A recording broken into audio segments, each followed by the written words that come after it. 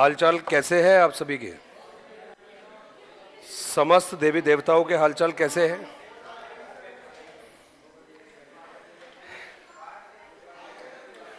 हाँ जी।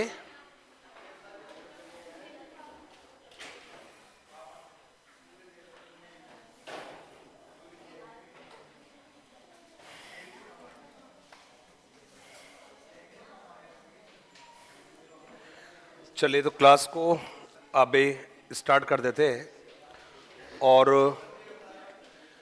कल आप लोगों ने एक विधि को पढ़ा था और मस्तिष्क उद्वेलन विधि, ब्रेन स्टॉर्मिंग मेथड को कल आप लोगों ने पढ़ लिया था।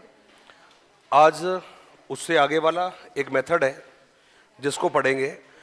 और आपको एक बार याद दिला दूं सभी के लिए कि गिनती के टॉपिक बचे हुए हैं। गिनती का मतलब है कि यदि मान के चलते हैं उदाहरण के तौर पर, यदि कल क्लास लग जाती है, उदाहरण दे रहा हूं मैं, लगे नहीं लगे मुझे नहीं पता, उदाहरण दे रहा हूं मैं कि यदि एग्जाम्पल के तौर पर यदि कल क्लास लग जाएगी तो कल आपका कंप्लीट है, परसों यदि क्लास लगेगी तो परसों कंप्लीट है। इसलिए रिवीजन कर लेना जितना हो सके उतना, क्योंकि रिवीजन होने के बाद में कई बार क्या होता है कि आप कहते हो कि सर मालूम नहीं था, पता नहीं था। इसलिए चीज़ों को थोड़ा सा पहले से आप ध्यान रख लेना ताकि गलतियां नहीं हो किसी तरह की। जहाँ तक विधियों की बात थी, इसमें सामाजिक अध्ययन में गिनी चुनी विधियां हैं जो बचती है। ऐसा ही एक विधि है आपके यहाँ पर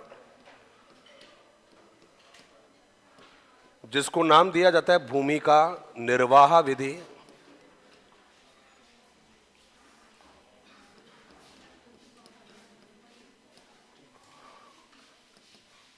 और इंग्लिश में इसी को कहा जाता है रोल प्लेइंग मेथड कहा जाता है।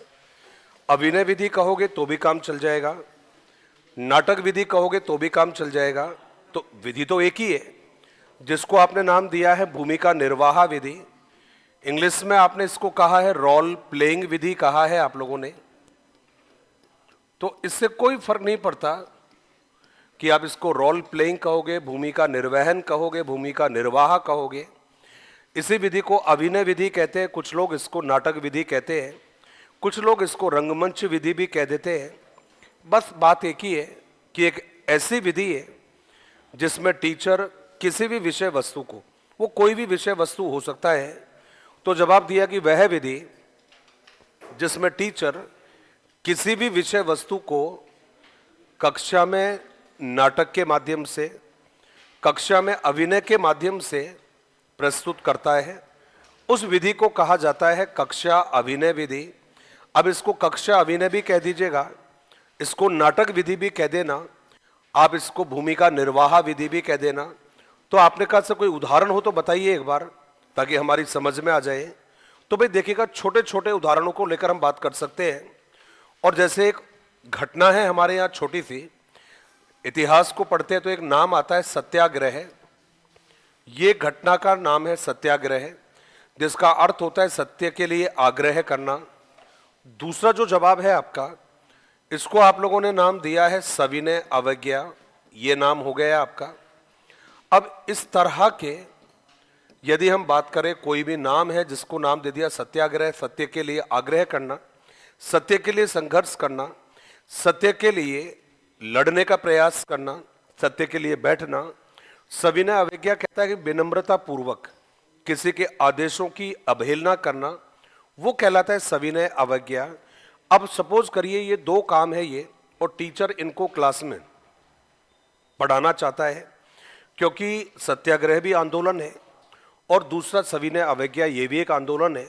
अब टीचर क्या कर रहा है कि बच्चों को बताना चाहता है कि जब कोई व्यक्ति सत्य के लिए लड़ता है, सत्य के लिए संघर्ष करता है, उसे सत्याग्रह कहा जाता है। और दूसरा जवाब है सविनय अवज्ञा आंदोलन। जब कोई व्यक्ति विनम्रता पूर्वक तरीके से किसी के नियम की, किसी की आदेश की जब अवहेलना करता है, उसे कहा जाता है सविनय अवज्ञा। अब इन दोनों चीजों को पढ़ाने की बजाय टीचर क्या करेगा, क्लास में ही अभिनय करवा देगा। जैसे मान लो कल से टीचर क्लास में खड़ा होकर कहता है कि भाई कल से जो भी 1 मिनट भी लेट आएगा उसको क्लास में क्या विद्यालय में भी नहीं घुसने दिया जाएगा। अब आप मालूम है, जानते हो इस बात को कि नियम पर आना चाहिए, अनुशासित होना जरूरी है, ये बहुत जरूरी है। लेकिन आप भी समझते हो भाई, 1 मिनट लेट होना तो किसी के भी लिए पॉसिबल है, कोई भी लेट हो सकता है। अब बच्चों को और स्कूल के जो बाकी कर्मचारी है उनको ये बात गले नहीं उतरी, तो अब वो क्या कर रहे हैं कि इस बात को मानने के लिए, इस बात को, इस आदेश को बदलने के लिए, इस आदेश पर पुनर्विचार करने के लिए ये लोग हो सकता है अनशन पर बैठ जाते हैं, हो सकता है काम ही नहीं करते हैं, हो सकता है स्कूल के बाहर बैठ जाते हैं। तो उस कंडीशन में आपने क्या करवा रहे हो, आप सभी ने अवज्ञा करवा रहे हो। विनम्रता पूर्वक उस आदेश को चेंज करवाने के लिए आप संघर्ष कर रहे हो, सत्य के लिए लड़ने का प्रयास कर रहे हो। ये क्या कहलाएगा, सत्याग्रह और सविनय अवज्ञा, मतलब विनम्रता पूर्वक किसी के आदेश की अवहेलना करना। आपको मालूम है नमक को लेकर लड़ाई स्टार्ट की थी गांधी जी ने, मालूम है कई सारे मामले ऐसे हुए जब गांधी जी भूख हड़ताल पर बैठ गए थे। तो ये सब किसके उदाहरण है, सत्याग्रह सविनय अवज्ञा। अब इसमें क्या कर रहे हैं आप लोगों ने, एक लड़के को जिम्मेदार दे दी, 5 लड़कों को जिम्मेदार दे दी, 5 स्टूडेंट्स को जिम्मेदार दे दी।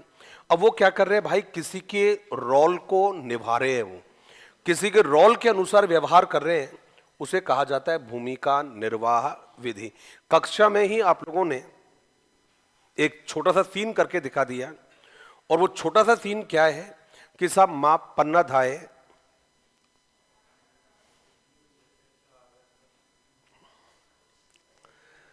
भूमिका निर्वाह।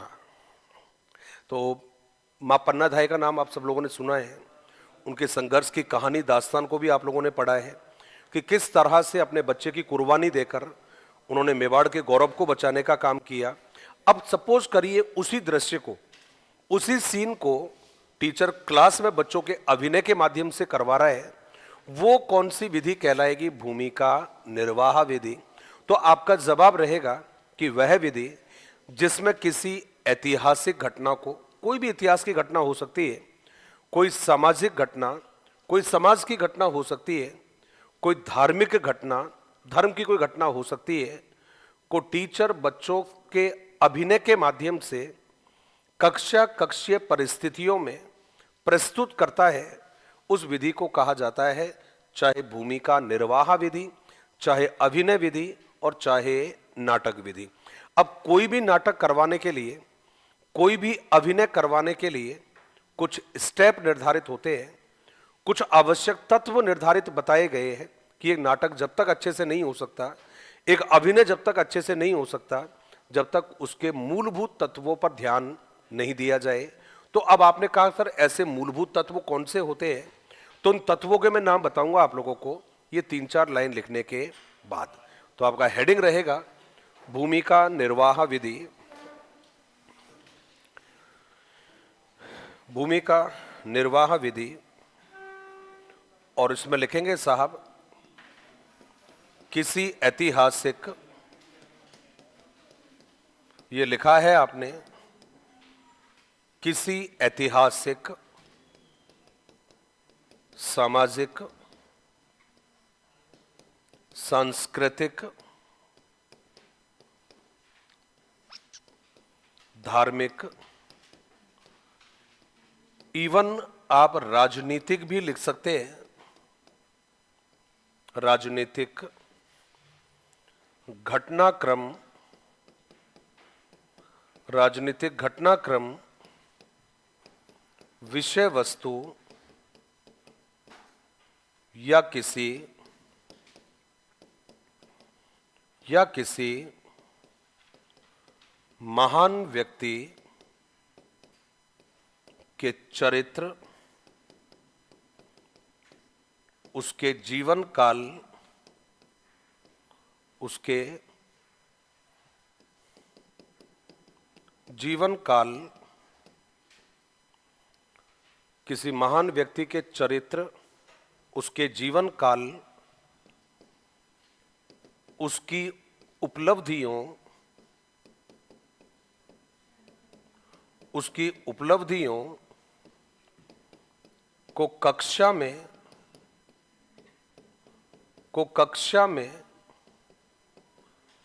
बालकों के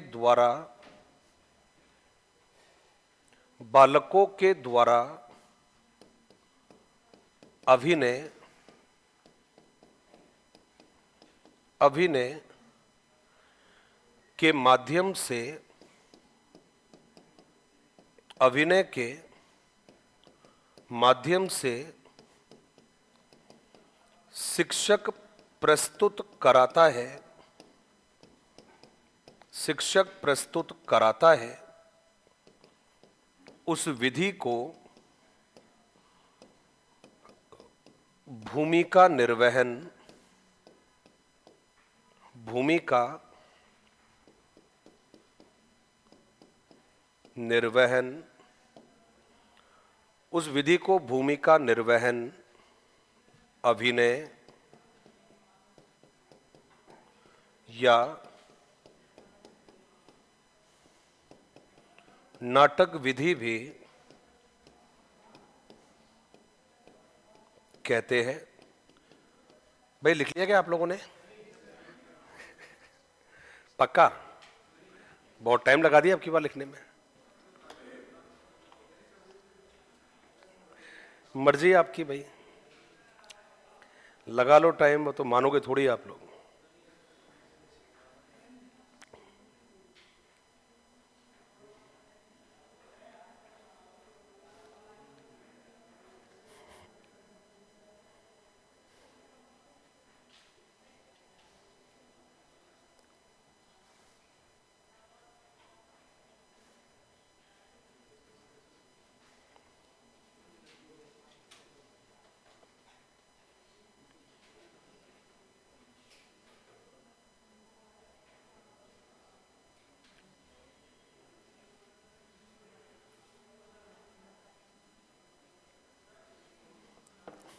लिख लिया क्या भाई आप लोगों ने?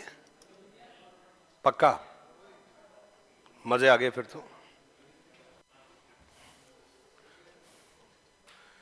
फिर आगे हम जो लिखेंगे उसमें लिखना है कि भाई ये तो अर्थ लिख लिया कि कहते किसे हैं, अब हमें बात करना जरूरी है। और हालचाल कैसे है आप लोगों के? पक्का?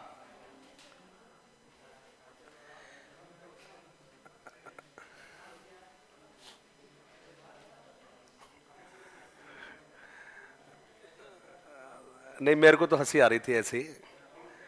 आप लोग बताओ आपके हालचाल कैसे है? सभी के हालचाल बढ़िया है? हाँ जी यार, खुशी की बात तो हो सकती है, कोई बड़ी बात थोड़ी होती है, कोई छोटी छोटी बातें तो हो ही जाती है जिंदगी में। तो नहीं, मैं केवल ये कह रहा था कि मेहनत कभी बेकार नहीं जाती। मैं इस बात को उतना सत्य मानता हूं जितना जीवन जीने के लिए सांसें लेना जरूरी है। तो इस बात में जितनी सत्यता है, उसी बात में उतनी सत्यता है कि मेहनतें कभी बेकार नहीं जाती। हमारे परिवार में एक छोटा बच्चा है। छोटा बच्चे का मतलब होता है परिवार का सबसे छोटा सदस्य। अब छोटा सदस्य का मतलब ये नहीं घुटनों के बल चलता है, ऐसा भी नहीं कि भाई अभी नौजी बहती होगी इसको पहुंचता होगा, ऐसा भी नहीं है। बड़ा है, ग्रेजुएट हो चुका है। ग्रेजुएट होने के बाद में अपनी मर्जी से उसने बीटेक किया। मैंने एक दिन पहले भी बताया था आप लोगों को। हमारे किसी सज्जन ने पूछा भी था उधर से बैठकर, नाम कुछ पूछा भी था। तो उसने परीक्षा दी थी एक, मैंने बताया था क्लास में आप लोगों को एक दिन कि हमें बताया नहीं, बिना बताए परीक्षा दी उसने। तैयारी किसी और चीज़ की कर रहा था, परीक्षा कोई और की दे दी। उस परीक्षा में क्या हुआ, उसका सिलेक्शन हो गया था। तो सिलेक्शन हुआ मात्र शायद 22 या 22.5 साल का हुआ है अभी। हमें लगा कि वो नहीं यार, छोटा ही है। आप बड़े हो घर में, और यदि आप में बड़त्व है आपके अंदर, तो आपसे छोटा चाहे एक दिन का ही क्यों ना रहे, वो आपके लिए छोटा ही रहेगा वो। यदि आप बड़े अपने आप को मानते हो तो, और बड़े नहीं मानते हो तो आप समझ सकते हो फिर तो अब बड़ों को भी बड़ा नहीं मानते, है ना। तो वो डिपेंड करता है कि आपके अंदर कौन से वाले भाव ज़्यादा है। तो उसने एग्ज़ाम दिया, तो हमें उसकी क्या खुश नहीं थे। मैं कहा यार तू कहाँ नासिक वासिक जाएगा रहने के लिए, तू मतलब जमा नहीं कुछ ये। तो अगला कॉन्फिडेंस से कहता है कि अरे यार चाचू जाएगा कौन है यार, बस एक बार देख के आ जाते हैं, घूम फिर के आ जाते हैं, इस बहाने से क्या थोड़ा सीख कर ही आएंगे ज़िंदगी में। तो ज़बरदस्ती डॉक्यूमेंट वेरिफिकेशन करवाने चला गया था। अपॉइंटमेंट लेटर भी ले लिया था 12 तारीख को। 12 जो गई है अभी, नितिन गडकरी साहब ने उनको जो ज्वाइनिंग लेटर है वो दिया है। उनको मतलब सब लोगों को, जितने भी लोग उस डिपार्टमेंट में सेलेक्ट हुए हैं, ईपीएफओ होता है जो आपका एम्प्लॉय प्रोविडेंट फंड जो होता है, तो वो जो प्रोविडेंट फंड आप जब नौकरी करोगे आप, तो आपका ईपीएफओ जो कटेगा, तो वो ईपीएफओ एक डिपार्टमेंट होता है, तो उस डिपार्टमेंट में एक स्टैटिकल ऑफिसर पोस्ट होती है। उसमें हुआ तो मैंने अगर क्या करेगा जाकर, वो जबरदस्ती चला गया, डॉक्यूमेंट वेरिफिकेशन करवा कर आ गया। अभी 3 दिन बाद में उसका रिजर्वेशन है ज्वाइनिंग करने के लिए। अभी तो अपॉइंटमेंट लेटर मिला है ज्वाइनिंग करने के लिए, उसका टिकट विकेट करवा दिया। मैं ठीक है भाई तू जाएगा तो चले जाना। फिर आज उसका एक और रिजल्ट आया, और इस बार जो रिजल्ट आया वो उस बेटे ने हमें बताया नहीं अभी तक किसी भी परीक्षा के बारे में, कि मैंने कहाँ कहाँ फॉर्म भरे हुए हैं, मैं कौन कौन सी परीक्षा देने जा रहा हूँ। हमसे झूठ बोल के जाता है कि मैं आज लाइब्रेरी जाना है, आज कुछ किताबें लेकर आनी है, आज वो क्या है कि फलाने दोस्त का बर्थडे है तो वहाँ जाना है। दिल्ली में रहता है, पढ़ता भी वहीं है, घर भी एक छोटा सा दिल्ली में ही है हमारा। तो वो झूठ बोल के जब भी जाना होता है तो ऐसा, अब कौन नोटिस करता है। मान लो आप आपके घर में कहीं जा रहे हो और आपका क्रेडिट ठीक ठाक है, तो कोई पूछेगा थोड़ी आपसे कहाँ जा रहे हो आप। अब वो तो क्रेडिट खराब होता है, क्रेडिट स्कोर जब खराब होता है तब 100 प्रश्न पूछे जाते हैं। बात सही गलत बात है ये? क्रेडिट ठीक है, कोई नहीं पूछता कहाँ जा रहे हो वैसे भी। तो आज उसका रिजल्ट आया एयरपोर्ट अथॉरिटी ऑफ इंडिया।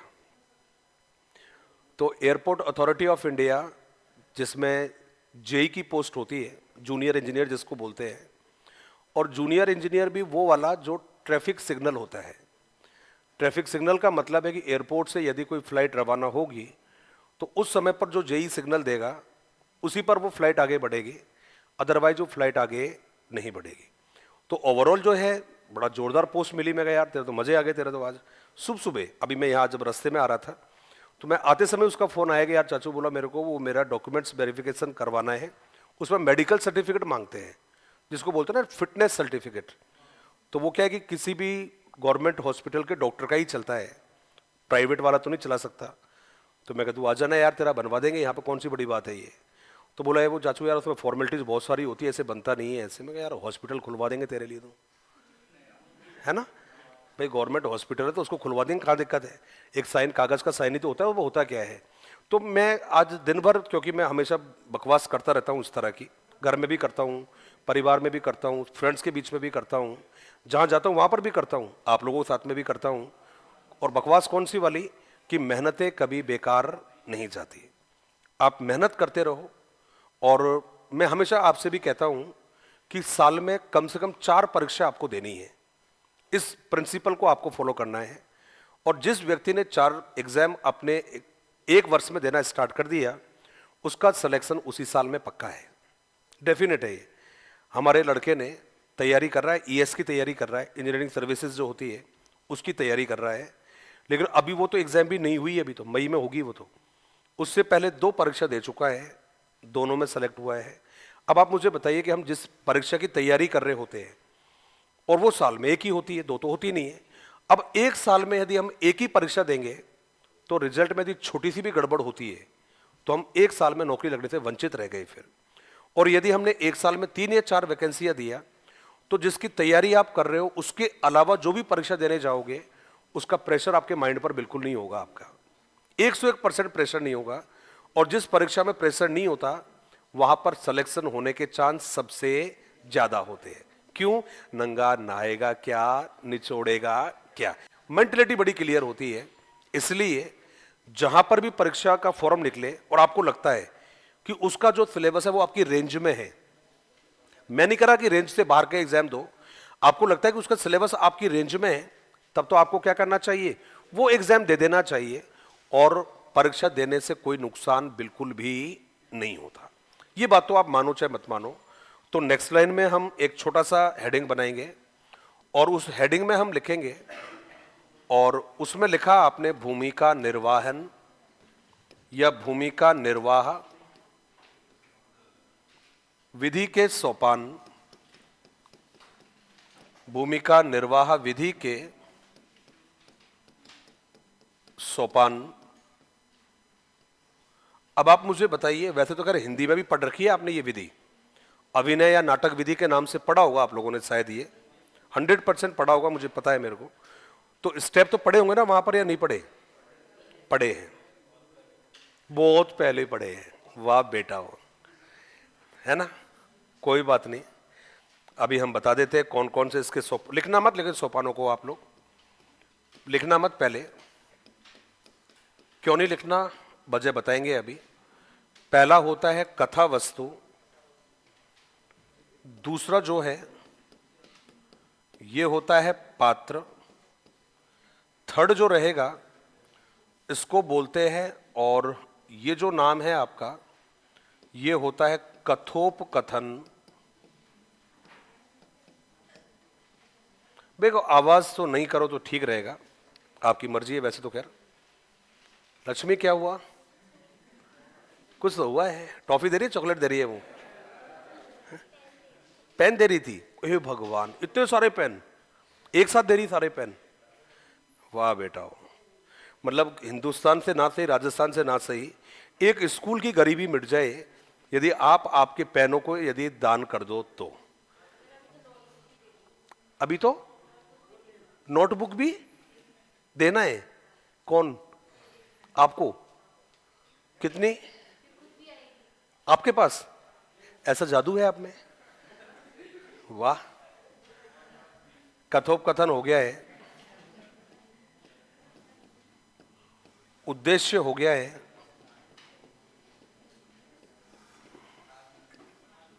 आ गई, और आ गई। ऐसे खुश हो रहे जैसे आपके पास आई हो।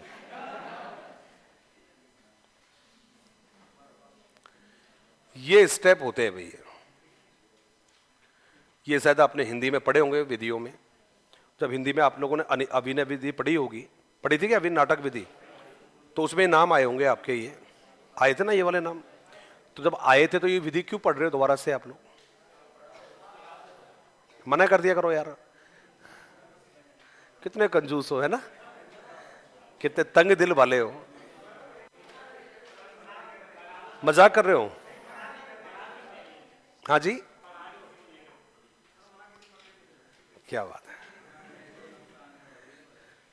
हर नाटक की, हर अभिनय की कोई ना कोई थीम जरूर होती है, हर नाटक का कोई ना कोई कंटेंट जरूर होता है, हर विषय वस्तु का संबंध या हर नाटक का संबंध किसी न किसी विषय सामग्री से जरूर होता है, उसी को कहा जाता है कथा वस्तु। अब आप इसको कथा वस्तु कहोगे चलेगा, इसको आप विषय वस्तु कहोगे तो चलेगा। अब आपने कहा कि सर कोई उदाहरण दे दो तो हमें आसानी से समझ में आ जाए, तो भाई देखिएगा, उदाहरण की जब हम बात करते हैं और पूरे के पूरे जब इतिहास को जब हम खंगोल के देखते हैं, पूरा का पूरा जब इतिहास है उस इतिहास को पढ़कर देखें, तो सपोज करते हैं हम एक छोटा सा उदाहरण लेते हैं, और छोटा सा जो उदाहरण है हमारा कौन सा है? तो आपने जवाब दिया कृष्ण एवं अर्जुन संवाद, ये हो गया है। अब आपने कहा कि कृष्ण अर्जुन संवाद कौन सा है? कहते कि साहब कुरुक्षेत्र का मैदान है, दोनों सेनाएं आमने सामने हैं, और युद्ध से थोड़ी देर पहले अर्जुन मना कर देता है कि भाई मैं युद्ध नहीं लड़ सकता, मेरे में इतना साहस नहीं है कि मैं मेरे गुरुजनों पर, मेरे पितामहों पर मैं हमला कर सकूं। मुझे ऐसा साम्राज्य नहीं चाहिए जिसका लहू या जिसके लहू से मेरे सिंहासन को संधा हुआ मिले। तो अब कृष्ण किस तरह से अर्जुन को कन्विंस कर रहे हैं लड़ाई के लिए, युद्ध के लिए, इस संवाद को यदि आप अभिनय के माध्यम से कक्षा में दिखाते हो तो वो क्या कहलाएगा, कथा वस्तु या विषय वस्तु? आखिर अभिनय किसके बारे में करवाना चाह रहे हो? आपने जवाब दिया है और आपने कहा भाई मैं आज क्लास में हमारी जो संसदीय प्रक्रिया होती है, इस संसदीय प्रक्रिया को मैं क्लास में बच्चों के सामने रखूंगा कि संसद क्लास में किस तरह से काम करती है, ये हम देखेंगे। तो जब आपने जवाब दे दिया कि संसदीय जो प्रक्रिया होती है ये किस तरह से क्लास में काम करेगी, उसको आपने क्या नाम दे दिया है, संसदीय प्रक्रिया। भाई वहां पर लोकसभा का जो स्पीकर होता है उस स्पीकर का काम क्या रहेगा, वहां पर जो संसद होते हैं, सांसद होते हैं, वो किस तरह का काम करते हैं, सचेतक उपचेतक कौन होता है, विपक्ष का नेता कौन होता है, प्रतिपक्ष का नेता कौन होता है। तो इस पूरी की पूरी प्रोसेस को जब आप क्लास में समझाओगे तो वो कहलाएगा आपका कथा वस्तु या विषय वस्तु। इनकेस आप इन शॉर्ट कह सकते हो कि जिसके माध्यम से या जिसे आप अभिनय के माध्यम से प्रस्तुत करोगे वो क्या कहलाएगा, कथा वस्तु या विषय वस्तु। पहला नाम क्लियर हो गया है। दूसरा जवाब है आपका पात्र, और पात्र का मतलब है कि साहब अभिनय में, और यह जवाब दिया कि अभिनय में भाग लेने वाले, अभिनय में भाग लेने वाले सदस्य कह सकते हो, कलाकार कह सकते हो, कि भाई कौन कौन वो व्यक्ति है जो अभिनय करेंगे, कौन कौन वो व्यक्ति है जो अभिनय की प्रक्रिया में जुड़े हुए हैं। उनको आपने क्या नाम दिया है, पात्र, कैरेक्टर कहते हैं इनको। मुख्य कलाकार भी होते हैं, सहायक कलाकार भी होते हैं। मुख्य कलाकार वो होते हैं जिनके इर्द गिर्द पूरी कहानी या विषय वस्तु घूमती है। और दूसरा जवाब है आपका कि साहब सहायक कलाकार कौन होते हैं, जो मुख्य कलाकारों के सहयोगी होते हैं। एक हीरो होता है, उस हीरो के बहुत सारे दोस्त होते हैं। एक हीरोइन होती है, उसके दो चार दोस्त जरूर होते हैं। अब जो हीरो हीरोइन है वो तो मुख्य कलाकार हो गए, और उनके आसपास जो रहते हैं वो सहायक कलाकार हैं। हिंदी फिल्मों में अक्सर ये पिटाई करने के लिए, पिटाई खाने के लिए होते हैं, ये है ना। हीरो का दोस्त किस लिए बनाया गया है, पिटाई खाने के लिए। अब वो चाहे पुलिस की पिटाई खाए चाहे गुंडों की पिटाई खाए, उसका काम तो फिक्स होता है। हीरोइन का काम फिक्स होता है, कुर्बानियां देनी उसको, हीरोइन की फ्रेंड्स को कुर्बानियां देनी होती है। तो अब कुल मिलाकर आपने जवाब दिया कि सब कथा वस्तु हो गया है, पात्र हो गया है। पात्र में मतलब जो कलाकार भाग ले रहे हैं उनको आप लोगों ने कह दिया है, पात्र कह दिया है। अब ये आता है आपका कथोपकथन। किसी भी नाटक की, किसी भी अभिनय की जान होती है भैया। किसी भी नाटक, किसी भी अभिनय की सफलता का राज जो होता है वो होता है कथोपकथन। वो कौन सी मूवी आई थी अल्लू अर्जुन की कोविड काल में, मूवी का नाम पुष्पा ही था क्या, पुष्पा था नाम। तो भाई साहब उस, अरे वाह क्या बात है, मैडम ने दिखा भी दिया पुष्पा का डायलॉग। तो उस पूरी मूवी की जान थी वो वाला डायलॉग जो आप बोल रहे हो अभी। पूरी मूवी की जान था वो एकमात्र डायलॉग जो कंधा नीचे करके चलता था, वो है ना, समझ गए आप लोग। हाँ, झुकेगा नहीं, वो वाला जो डायलॉग था वो जान था। और इसी को कहते हैं कथोपकथन कहते हैं। पूरी मूवी की जान थी, पठान के घर में पार्टी होगी तो पठान तो आएगा, पठान आएगा तो आतिशबाजी होगी। ये क्या है मेरे भाई, ये कथोपकथन है। ये बुझी को राग कहते, क्या था वो, बुझी को, जली को आग कहते हैं, बुझी को राग कहते हैं, और उस राग से बने बारूद को विश्वनाथ कहते हैं। भाई आज भी ये चीजें हमारे जहन में है। ये क्या है, कथोपकथन। तुम मुझे भूल जाओ ये हो नहीं सकता है। ये कोई बात नहीं है, कोई बात नहीं है, बस मैं तो यही याद दिला रहा था आपको। ये क्या कहलाते हैं, ये कथोपकथन कहलाते हैं, जो किसी भी कहानी, किसी भी अभिनय को सफल बनाने में महत्वपूर्ण भूमिका निभाते हैं। आजकल तो खैर चीजें इतनी वैल्यू नहीं रखती है। कोई जमाने में, कोई जमाने का मतलब है जब हम सब, आप बहुत छोटे रहे होंगे, हम थोड़े बड़े रहे होंगे आपसे, उस समय पर मूवियां केवल एक या दो डायलॉग से चल जाती थी मात्र। पूरी मूवी एक या दो डायलॉग से चल जाती थी। हिंदुस्तान जिंदाबाद है, जिंदाबाद है, जिंदाबाद रहेगा। ओ भाई साहब सीटें उखाड़ दी थी, सीटें उखाड़ दी थी मूवी में। हम खुद देखी थी हमने वो मूवी, भाई साहब सीटें उखाड़ दी थी लोगों ने उस मूवी को देखकर। और बसंती इन कुत्तों के नाथ,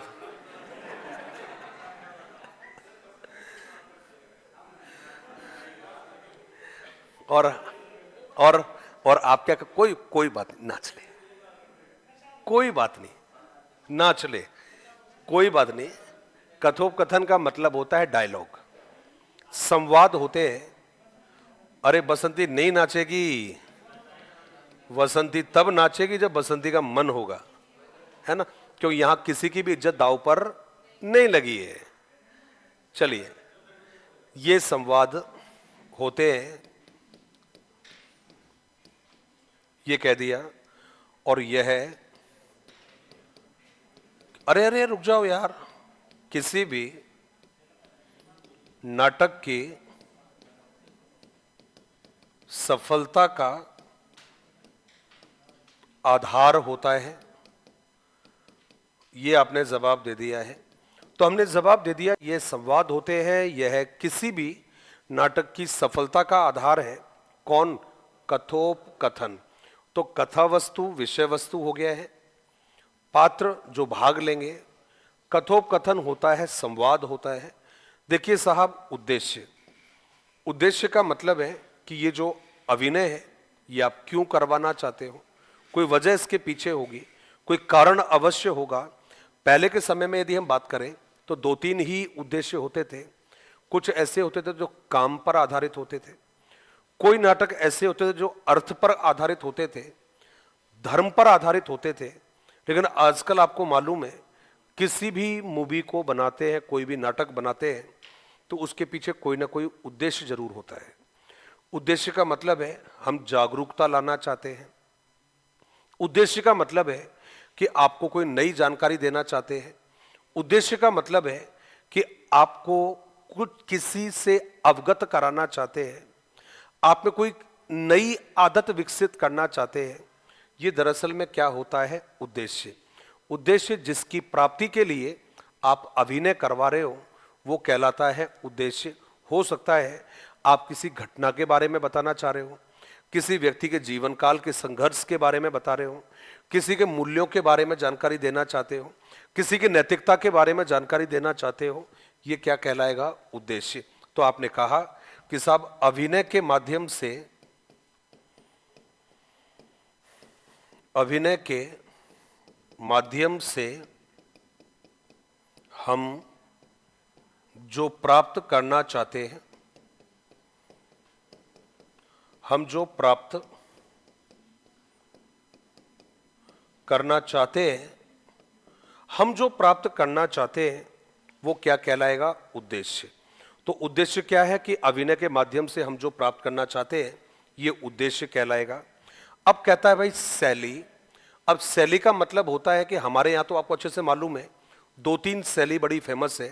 एक होता है श्रृंगार शैली, एक होता है वियोग शैली, है ना। हमारे तो फिल्में भी बनती है, इन दोनों पर ही बनती है। साउथ इंडिया वाले मैक्सिमम जो मूवियाँ बनाते हैं वो श्रृंगार पर बनाते हैं। हमारे यहाँ पर सभी तो नहीं, कुछ मूवियाँ वियोग पर बनती है। और वियोग में वो होता है जिसमें राजा या रानी या पात्र या जो भी कलाकार है वो लास्ट में मृत्यु उनकी हो जाती है, पीड़ा दिखाया जाता है, दर्द दिखाया जाता है। देवदास, पारो,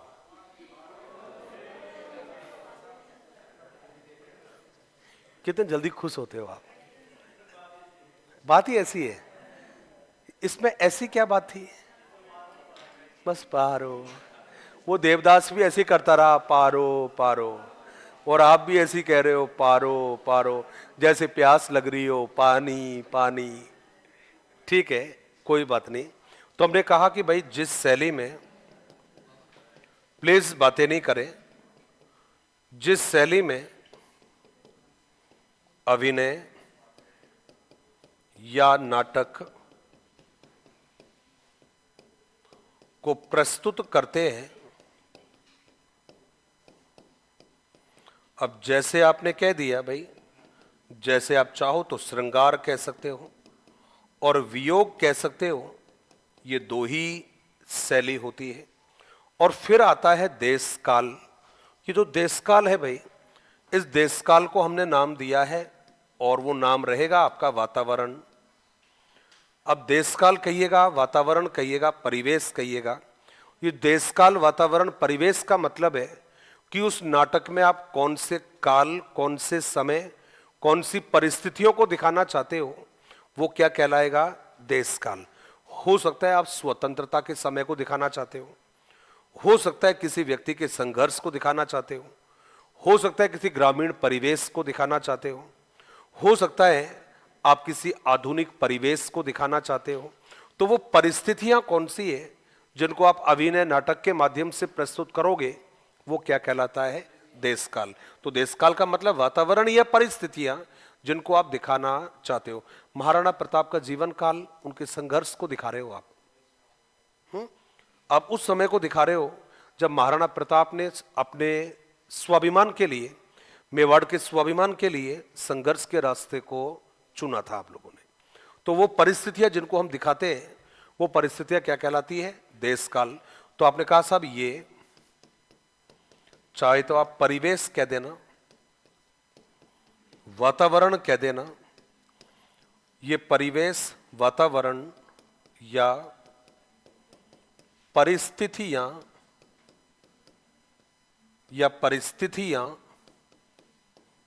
होती है। ये परिवेश, वातावरण या परिस्थितियां होती है जिनको किसी नाटक के माध्यम से, किसी नाटक के माध्यम से प्रस्तुत करते हैं। देखो भाई, ये आपके एलिमेंट्स इसके हो गए हैं। ये वो तत्व है जिसके आधार पर हम कोई भी अभिनय कराते हैं। फर्स्ट, सेकंड, थर्ड, फोर, 5, 6 आपके तत्व होते हैं। तो ये आपसे यहाँ सामाजिक अध्ययन में नहीं पूछेगा, हिंदी वगैरह में आपसे जरूर पूछेगा, हिंदी की शिक्षण विधि वगैरह में जरूर पूछेगा कि सब किसी भी नाटक, किसी भी अभिनय के तत्व कितने होते हैं। तो जवाब दिया है आपने 6। ये आपके 6 आवश्यक सोपान होते हैं। अब इनको आप सोपान कहोगे तो भी ठीक है, सोपान नहीं कहना चाहोगे तो केवल आप तत्व कह देना कि सब किसी भी नाटक को करने के लिए कौन कौन से आवश्यक तत्व होते हैं जिनकी पालना सुनिश्चित करना जरूरी है। तो एक एक करके हम इनको लिख लेते हैं। हेडिंग रहेगा आपका भूमिका निर्वाह विधि के तत्व। भूमिका निर्वहन विधि के तत्व।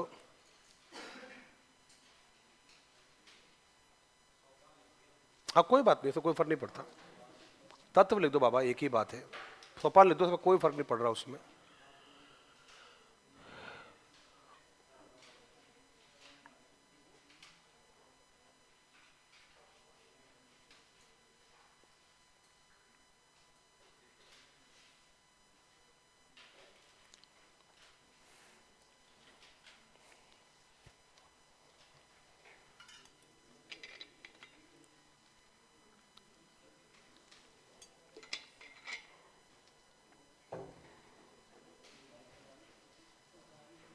एज इट इज लिखना है भाई। कोई शब्द नहीं समझ में आए तो मुझे बताइए फिर। हाँ जी, बिल्कुल उतार लीजिए, लेकिन पैनल को मत उतारना, पैनल पे लिखे हुए को उतारना है।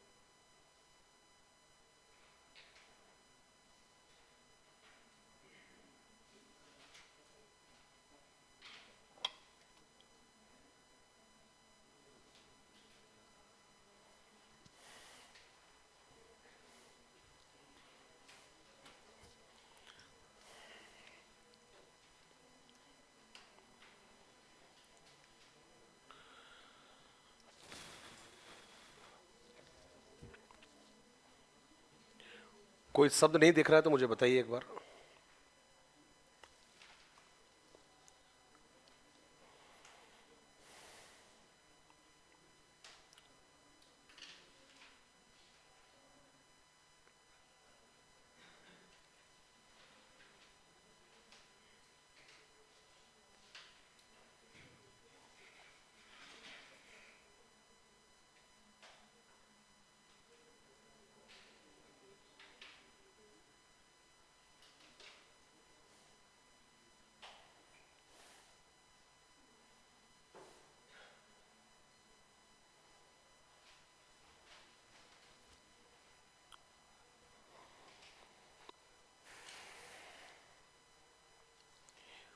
ये जो उदाहरण लिखा है मैंने कि कृष्ण अर्जुन संवाद संसदीय प्रक्रिया, ये क्या उदाहरण है? किसके उदाहरण है ये? कथा वस्तु या विषय वस्तु? और पात्र में हमने लिख दिया है अभिनय में भाग लेने वाले सदस्य या कलाकार। कथोपकथन में हमने लिख दिया है संवाद होते हैं, यह किसी भी नाटक की सफलता का आधार होते हैं। उद्देश्य अभिनय के माध्यम से हम जो प्राप्त करना चाहते हैं, शैली, जिस शैली में अभिनय या नाटक को प्रस्तुत करते हैं, जैसे श्रृंगार या फिर वियोग शैली।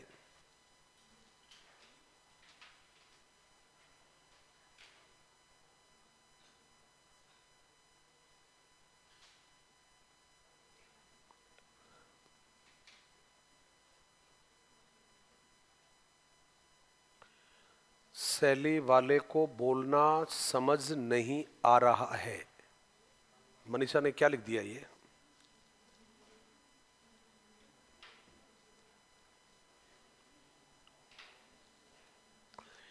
कोई शब्द नहीं समझ में आ रहा है, मुझे बताइए, दोबारा बोलता हूं मैं एक बार।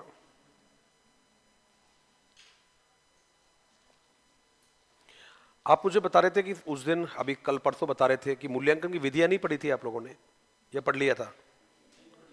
पढ़ लिया था? पढ़ा था नहीं पढ़ा था? अरे भाई, पढ़ा या नहीं पढ़ा? पक्का ना? ठीक है। तो मूल्यांकन में केवल क्या निदान उपचार पढ़ा था या कुछ और भी पढ़ा था? केवल केवल मूल्यांकन में ये बताओ, केवल निदान उपचार पढ़ा था, कुछ और पढ़ा था? कहां से स्टार्ट किया था?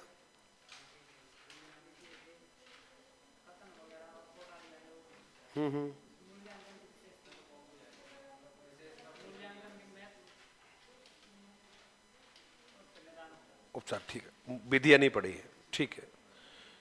ये लिखा गया भाई आप लोगों ने? चलिए आगे चलते हैं। और आगे एक नाम रह गया, देश काल।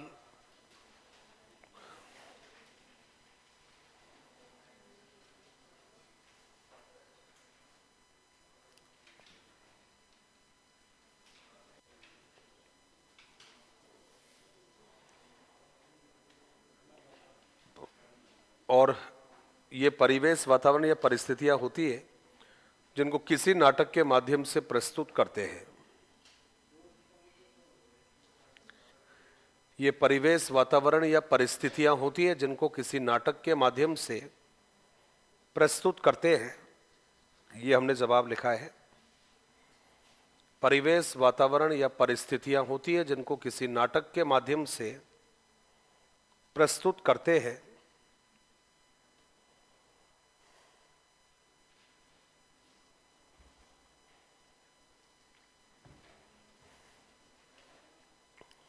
लिख लिया? चले आगे। अब एक छोटी सी बात है कि केवल मन में रखना है, दिमाग में रखना है कि यार ये करवाते कैसे हैं, या ये जो अभिनय वगैरह होते हैं, ये अभिनय का जो काम होता है, इसका आयोजन हम कैसे करते हैं या आयोजन कैसे करवाया जाता है। तो इतना थोड़ा सा ध्यान रख लेना कि कोई ज़्यादा बड़ी बात नहीं होती है।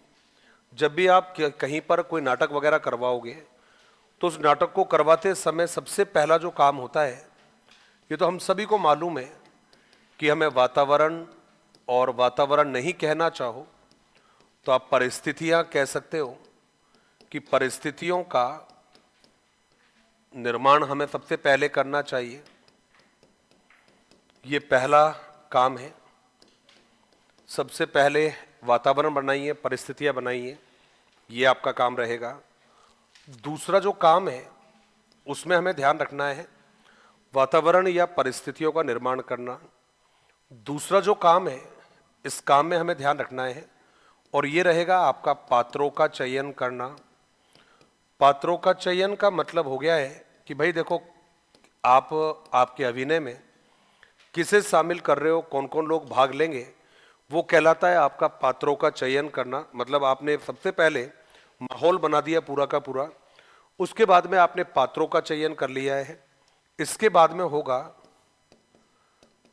आप बालक मत कहिए, श्रोताओं को कहिएगा, ज्यादा ठीक रहेगा। श्रोताओं या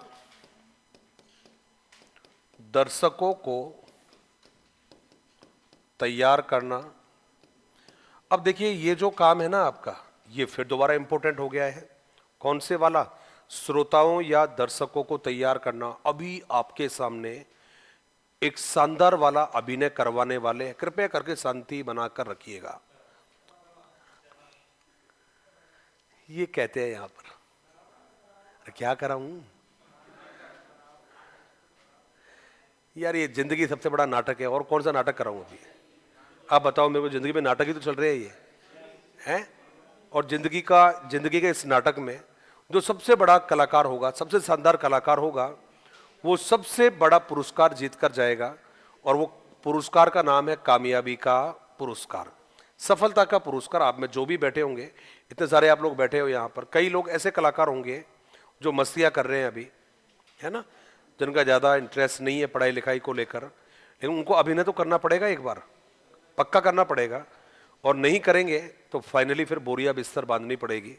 लड़कों के लिए बांधना बहुत मुश्किल है, लड़कियों के लिए बांधना आसान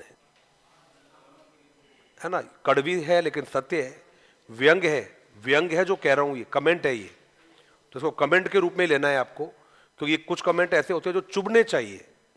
क्यों कमेंट चुभते हैं तो वो आदमी को चैन से नहीं बैठने देते। फिर अच्छी बातें कभी चुभती नहीं है, तो अच्छी बातें व्यक्ति को मोटिवेट नहीं करती है।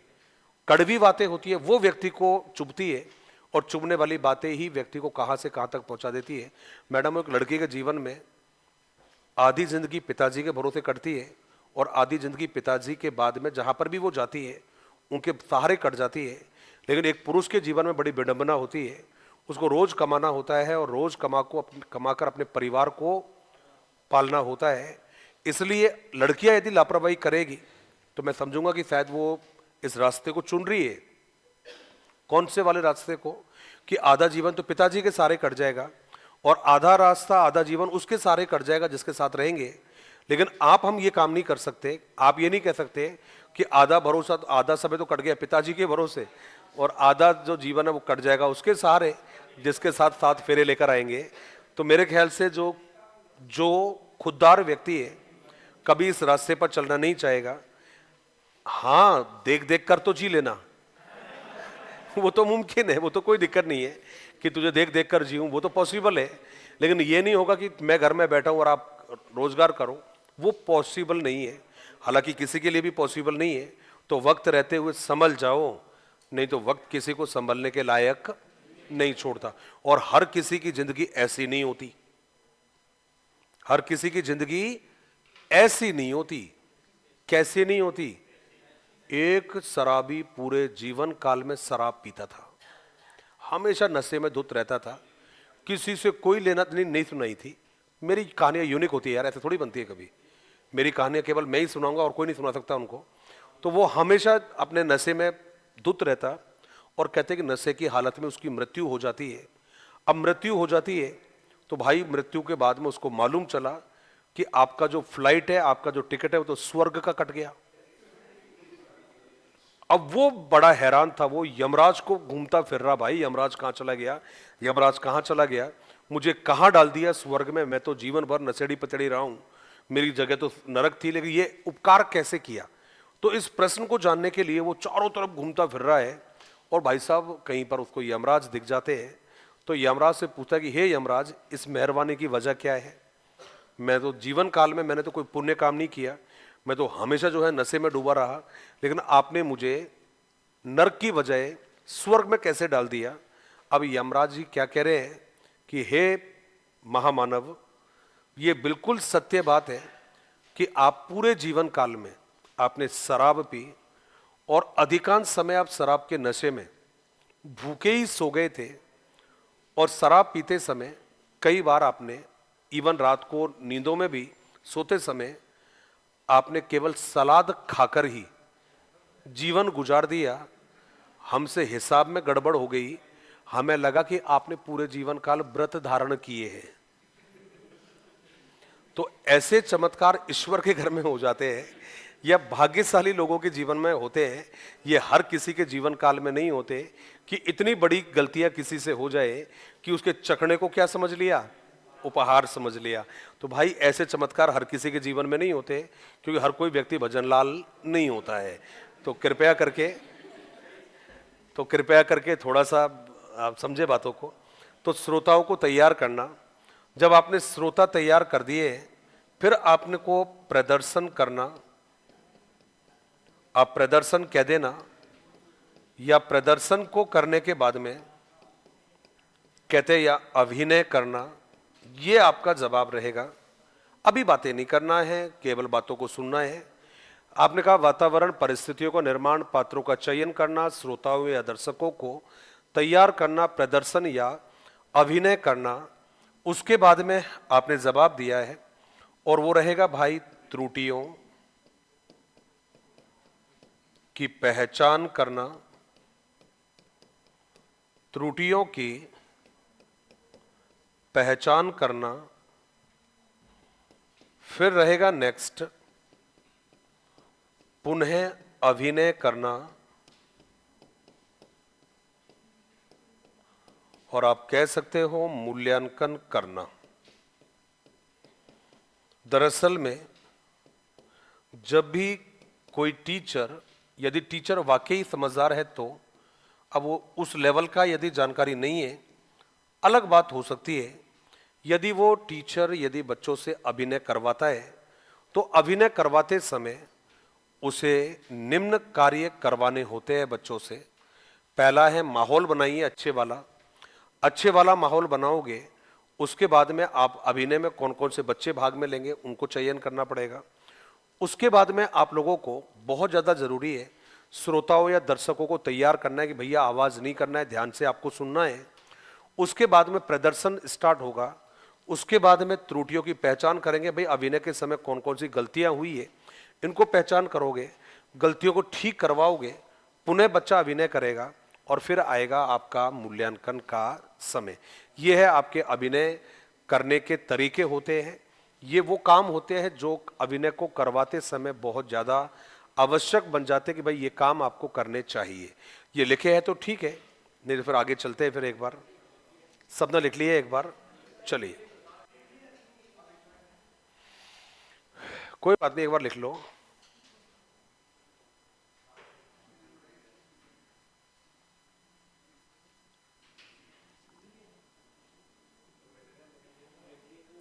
लिख लिया?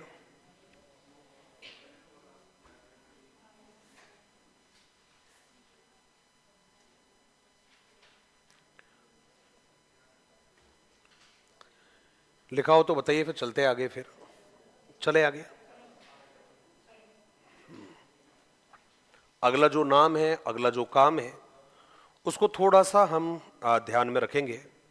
और अब कहते हैं कि साहब इसके कुछ गुण और कुछ दोष वगैरह भी होते हैं। तो सबसे पहले तो इसके गुणों के बारे में ही बात कर लेते हैं। और इसको कहा आपने विधि के गुण। ये गुण हो गए सबसे पहले। देखो, गुण में मैं समझता हूं कि जितने भी बातें करोगे ठीक है, अच्छी विधि है, कोई ऐसा नहीं है इश्यू। तो हम डायरेक्टली कह सकते हैं कि सब यह छोटी कक्षाओं के लिए, यह छोटी कक्षाओं के लिए रोचक एवं प्रभावी विधि है। यह छोटी कक्षाओं के लिए रोचक एवं प्रभावी विधि है। ये पहला जवाब हो गया है। जो हमारी छोटी क्लासेस होती है, छोटी कक्षाओं के लिए रोचक एवं प्रभावी विधि है, ये हमारा पहला जवाब हो गया है। ये क्लियर है हमारा। और वैसे भी आपको मालूम है, छोटे जो बच्चे होते हैं वो अभिनय के माध्यम से ज़्यादा जल्दी सीखते हैं। आपको मालूम है, छोटे क्लास जो रहते हैं, आजकल तो यूट्यूब पर भी बहुत ज़्यादा इस तरह का कंटेंट आ रहा है कि पहली, दूसरी, पाँचवीं तक के जो बच्चे होते हैं उनको उनके टीचर नाच नाच के पढ़ा रहे, गा गा कर पढ़ा रहे, देखा होगा क्लासों में आपने।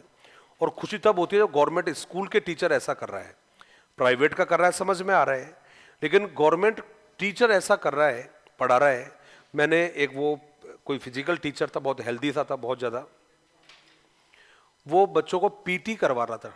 पीटी होता ना स्टार्ट में, ये ऐसे वैसे वो करके पता नहीं कैसे ऐसे ऐसे होता है, वो ऐसे करके वो पीटी वो करवा रहा है, ऐसे ऐसे ऐसे करके भाई वो, और पीटी कर रहा था। और गाना पता है कौन सा बज रहा था?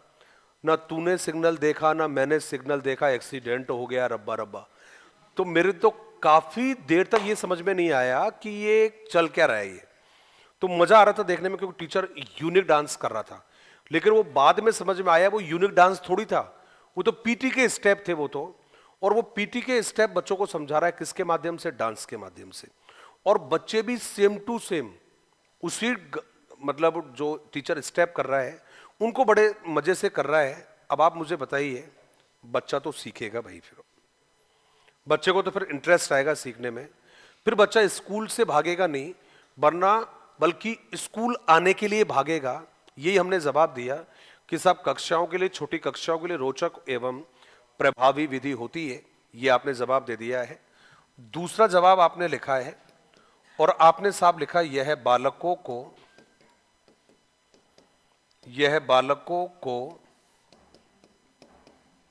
क्रियाशील रखती है, यह हमारा जवाब है। यह बालकों को क्रियाशील रखती है, यह आपका जवाब है। यह बालकों को क्रियाशील रखती है जिससे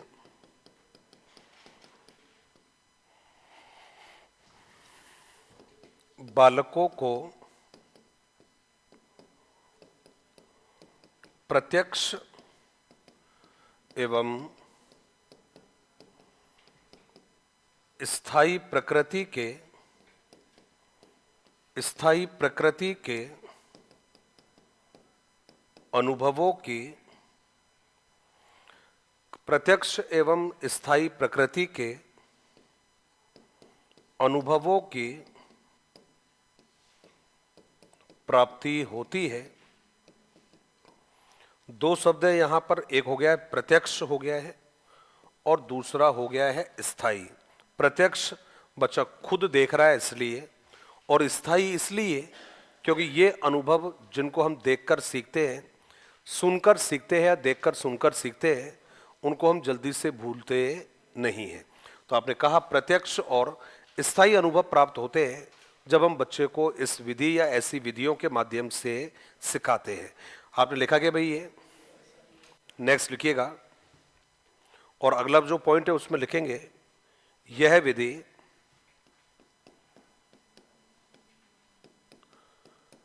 विधि बालकों में ऐतिहासिक, आपने लिखा है ऐतिहासिक, सांस्कृतिक, आपने लिखा है राजनीतिक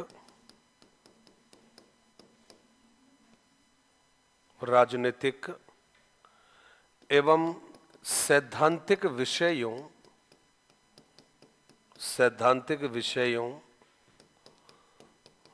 एवं उन पर आधारित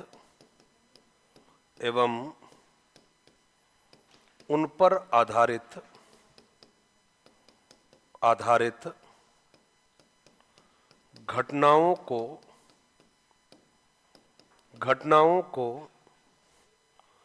समझाने की दृष्टि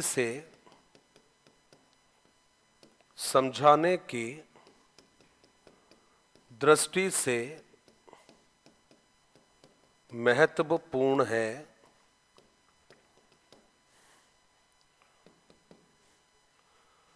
ये आपने जवाब लिख दिया है।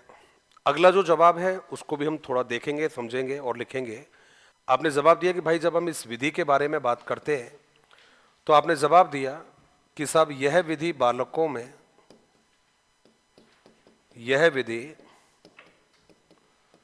बालकों में वक्ता एवं श्रोता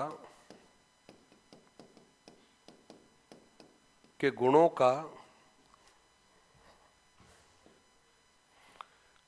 का विकास करती है। बच्चा देखता भी है, बच्चा सुनता भी है, बच्चा देखने और सुनने का काम दोनों ही प्रॉपरली कर रहा है, इसलिए हमने जवाब दे दिया कि बच्चे में वक्ता और श्रोता दोनों के जो गुण होते हैं उन दोनों के गुणों का विकास ये विधि करती है। इसलिए हमने भी लिख दिया भाई वक्ता एवं श्रोता के गुणों का विकास करती है। नेक्स्ट लाइन में लिखेंगे और उसमें लिखेंगे, ये लिखेंगे भाई यहां तक आप लोगों ने सबने लिखा, नेक्स्ट लाइन में लिखिएगा और उसमें लिखेंगे साहब यह विधि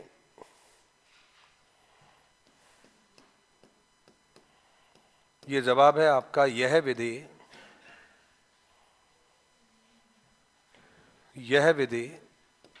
बालकों के व्यक्तित्व के निर्माण में भी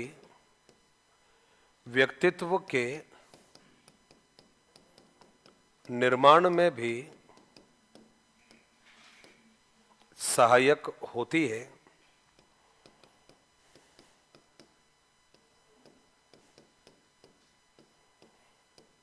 देखो भाई, व्यक्तित्व के निर्माण में सहायक होती है। बच्चा बोलना सीखेगा, बच्चा डायलॉग सीखेगा, एक्टिंग सीखेगा, सच बोलना सीखेगा, क्योंकि अनुकरण तो करना ही करना है आपको किसी न किसी का।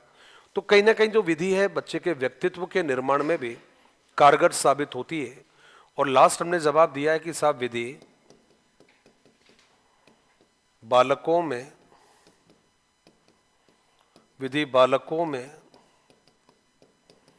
सृजनात्मक गुणों का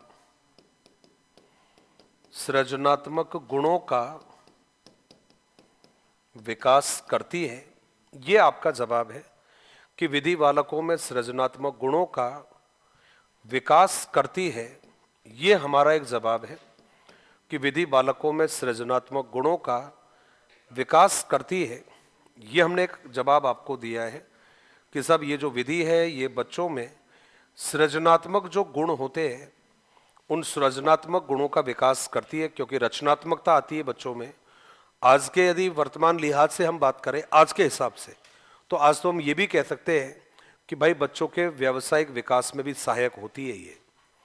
आज छोटी छोटी रील बनाते हैं लोग बाग, कहाँ से कहाँ पहुँच गए आपको मालूम है, केवल किसके आधार पर? नहीं वही नहीं है बेटा, ये अपने को लगता है। ये कई लोग ऐसे जो घर बैठे बैठे लाखों रुपए कमा रहे हैं, लाखों रुपए कमा रहे हैं, घर मकान दुकान गाड़ी सब ले ली बना लिए सब।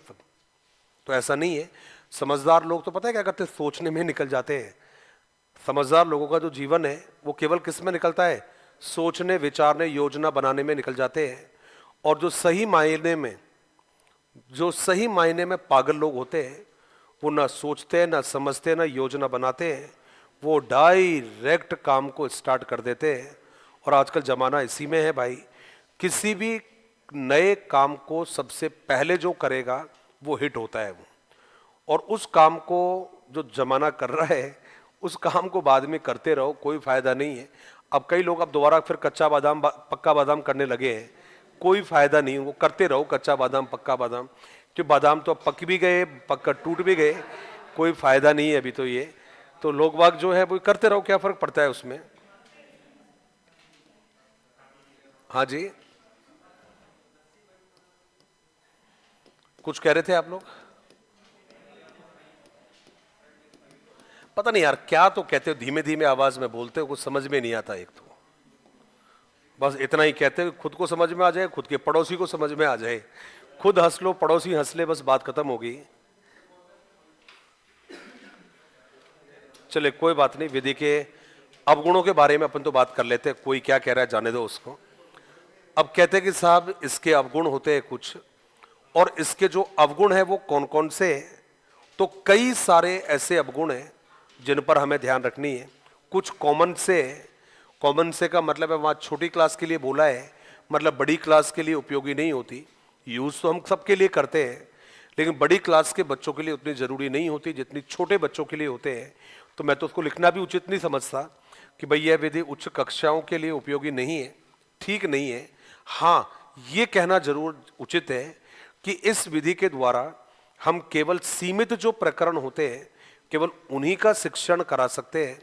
हम इसके द्वारा सभी जो प्रकरण होते हैं उनका शिक्षण नहीं करा सकते। तो पहला जवाब है, सीमित प्रकरणों के लिए ही इस विधि का प्रयोग किया जा सकता है, ये जवाब है। और उसमें भी और यदि बातों को स्पेसिफिक तरीके से कहना है तो कहते साहब सीमित प्रकरण कह सकते हो, और सीमित प्रकरण के अलावा हम एक लाइन और जोड़ सकते हैं और वो रहेगा आपका सीमित विषय।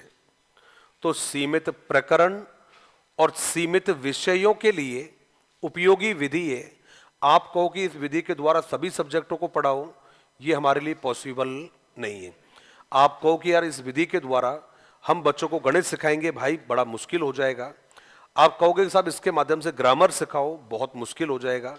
आप कहो विज्ञान इसके माध्यम से सिखाओ, बहुत मुश्किल हो जाएगा। इसका मतलब है सामाजिक जो विषय होते हैं, हमारे सामाजिक विषय होते हैं, कोई घटना वगैरह होती है, उसके बारे में जानकारी देने के लिए तो उपयुक्त विधि है, लेकिन इस विधि का लंबे तौर पर या रेगुलर तौर पर हम प्रयोग नहीं कर सकते। तो आपने लिखा कि भाई सीमित प्रकरण, और सीमित प्रकरण के बाद में हमने लिखे हैं सीमित विषयों के शिक्षण के लिए ही, शिक्षण के लिए ही यह विधि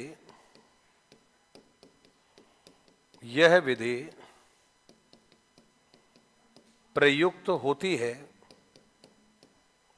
ये देखो भाई आपका एक जवाब हो गया है। सीमित प्रकरण सीमित विषयों के शिक्षण के लिए ही यह विधि प्रयुक्त होती है, पहला जवाब है। दूसरा जवाब है कि साहब विधि में समय एवं संसाधनों की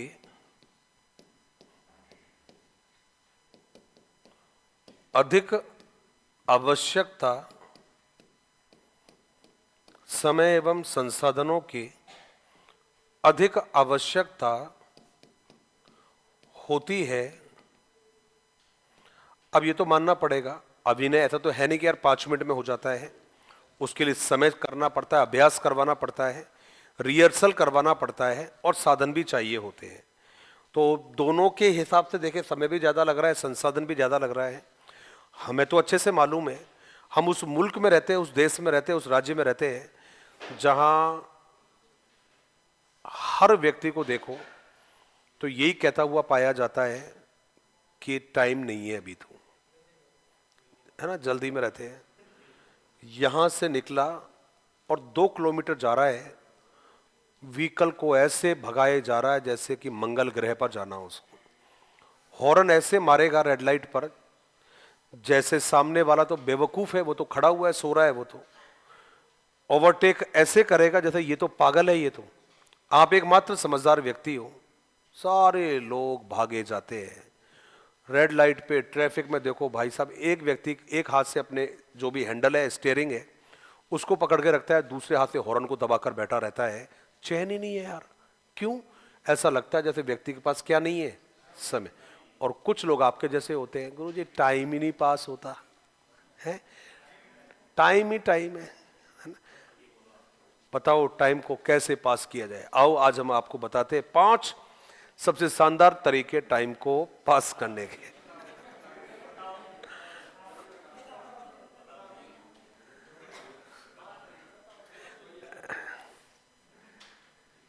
मेरे को पिछले कई वर्षों में मेरे दिमाग में एक ही बात आती है कि भगवान, ये दिन जो तूने 12 घंटे का बनाया है, इसको 15-16 घंटे का बना देता, और रात जो आपने 12 घंटे की दी है उसको 6-7 घंटे की बना देता, तो भला आपका क्या बिगड़ जाता है? वो तो सोने वाला तो बेटा दिन में भी सो लेता है। वो नींद मत करो, जैसे ऐसे कह रहे हो जैसे केवल आप विश्व विख्यात हो रात को ही सोने के लिए, है ना? तो ऐसा कुछ नहीं है। कमजोर लोग बहाने बनाते हैं, दैट्स इट, बात खत्म होगी। और काम करने वाले के लिए टाइम हमेशा कम पड़ता है, और जिसको काम नहीं करना होता उसके पास समय ही समय है। तो ऐसा मत कहो बिल्कुल भी। ये चीजें आज अपने को याद नहीं आती, ये चीजें आज समझ में भी नहीं आती है। ये चीजें याद आएगी, ये चीजें समझ में आएगी जब वाकई अपने पास समय नहीं होगा। आज समझ में नहीं आएगी, मुझे पता है आज समझ में आ ही नहीं सकती, क्योंकि आज आप आपको चारों तरफ हरा भरा ही नजर आ रहा है ना, तो कहां समझ में आएगा। तो आज तो ये उम्मीद कर रहा हूं मैं आपसे, वो गलत है वो। और आप भी यदि अपने आप से उम्मीद कर रहे हो ये, तो गलत है ये। क्योंकि कहावत है, मुझे आप बताना, मुझे उसका मीनिंग मालूम है, उसका नहीं है। कोई कहते हैं कि जिसके पैर फटे ना विराई, वो क्या जाने पीर पिराई। तो दरअसल में क्या होता है कि जिसने कभी दुख नहीं झेला हो, हालात का सामना नहीं किया हो, वो कभी दूसरों के हालात से भला कैसे सीखेगा। वो तो कब समझता है, कब, जब उसको खुद उन परिस्थितियों का सामना करना पड़ता है। बाकी हमें तो खूब अच्छे से मालूम है, हम बचपन से लेकर सुनते हुए आए, ठीक से चल, जल्दी मत चल, देखकर मत चल, देखकर चल, नहीं तो गिर जाएगा। लेकिन ये हमारी समझ में तब तक नहीं आती जब तक हम खुद गिरते नहीं। और जब एक बार गिर जाते हैं तो फिर सब लोग ऐसे चलते हैं, चाहे महिला हो चाहे पुरुष हो, जैसे राधा रानी चल रही हो। हाँ, एक एक पाँव को संभाल संभाल के रखते हैं। लेकिन जब क्या फायदा जब हम गिर के, जी हाँ, सीखे। तो कई लोग तो कहते हैं, मनोविज्ञान तो कहती है कि अनुभवों से सीखते हैं। मनोविज्ञान कहती है कि अनुभवों से व्यक्ति सीखता है। लेकिन मनोविज्ञान ने जो एक बात कही वो किसी ने नहीं पढ़ी, कि हम दूसरों के अनुभवों से भी सीख सकते हैं। लेकिन सीखते नहीं है, सीखते नहीं है। सीखेंगे तो कब, जब खुद के अनुभव होते हैं तब हम सीखते हैं। इसे 2 4 5 हो सको तो वक्त ज्यादा नुकसान करे उससे पहले सीख लेना। क्योंकि वक्त जब पिटाई पर उतरता है ना भाई, तो अच्छे अच्छे सहनसाओं की शक्ल बिगाड़ देता है वो। तो आप, हम तो गरीब लोग हैं, साधारण लोग हैं, सहनसा वहनसा तो अपन है ही नहीं। क्या ख्याल है भाई आप लोगों का? अपन तो ये है कि थोड़ी सी सर्दी लगने पे आओ तो मर गए, है ना। और थोड़ी गर्मी क्या लगी, बोलो ओह ओह, है ना। तो मस्त रहा करो, बिंदास रहा करो। रहते हो नहीं रहते मस्त बिंदास? हाँ, क्या शकल किसी की ना दिख रही चील जैसी, सबके चेहरे चील गाड़ी जैसे हो रखे हैं। 2 4 मारुति 800 जैसे नजर आ रहे हैं, एक आध जो है वैगनार जैसे दिख रहे हैं, और कह रहे हैं बोला चिल। बताओ जरा चिल वाला कौन सा दिख रहा है? कोई ना दिख रहा। ऑल्टो वाले हैं 2 4 तो, हाँ, 2 4 ऑल्टो वाले, 2 4 वैगनार जैसे, और बचे जो 2 4 वो K10 जैसे। किसकी बेइज्जती कर रहे हैं? अल्टो की। यार मैंने तो अल्टो के बारे में कुछ बोला ही नहीं। मैंने कुछ कहा क्या ऑल्टो के बारे में? ना जी ना, मैंने कोई शब्द ही ना बोला ऑल्टो के बारे में। मैं तो आपके बारे में बोल रहा था मैं तो। चले आइए एक बार और लिखते हैं साहब, यह विधि मनोरंजन पर, यह विधि मनोरंजन पर अधिक केंद्रित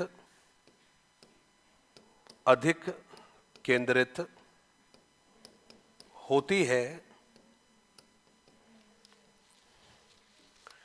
यह विधि मनोरंजन पर अधिक केंद्रित होती है,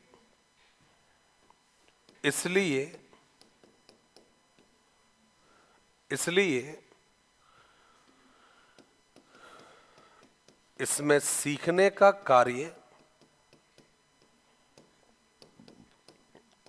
का कार्य गौण ही रहता है। यह विधि मनोरंजन पर अधिक केंद्रित होती है, इसलिए इसमें सीखने का जो कार्य है वो गौण रहता है। कौन सी विधि में? तो जवाब है आपका अभिनय विधि में। मालूम भी है आप लोगों को, क्योंकि मनोरंजन ही करती है भाई ये। बहुत कम लोग ऐसे होते हैं जो अभिनय से सीखते होंगे। बाकी सीटियां बजाते हैं, हाउल्लड़ करते हैं, तालियां बजाते हैं, बस यही चलता है। सीखने का काम जो है बहुत कम होता है। इसलिए हमने लिख दिया कि साहब ये ज़्यादा से ज़्यादा मनोरंजन कर सकती है, सिखाने की दृष्टि से ज़्यादा अच्छी नहीं होती है। आपने कहा सर और बताइए, तो आपने कहा भाई इस विधि का प्रयोग करने के लिए, इस विधि का प्रयोग करने के लिए, इस विधि का प्रयोग करने के लिए प्रभावी एवं